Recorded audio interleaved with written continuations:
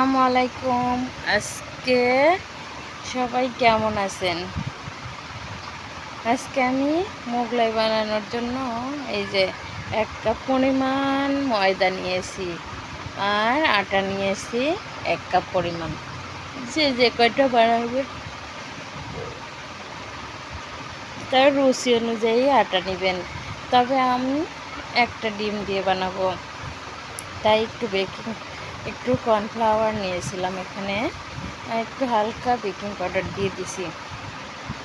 পরে এই যে পরিমাপ মতো লবণ দিয়েছি, দেওয়ার পরে সাদা তেল দিয়ে ইচ্ছা মতো মাখা ঝাঁকা করে মাখিয়ে, তারপরে একটু পানি দিয়ে আস্তে আস্তে মাখিয়ে আটাগুলো যখন মুঠা শেষ হয়ে যাবে,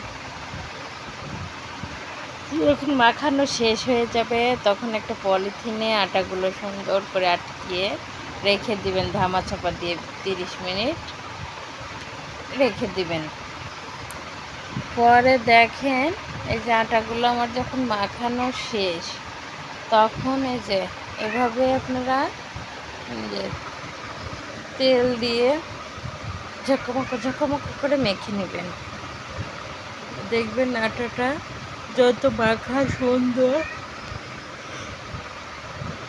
তুলতুলে আর সফট হবে, ততই মোগলাই ফুলবে ও খেতেও ভালো লাগবে।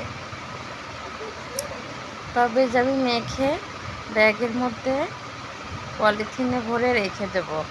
তবে আমার স্বামী ওকে বলছি একটু বানিয়ে দিতে, তো উনি তা বানায়নি, তবে কোনো ভিডিও ক্লিপও নেয়নি।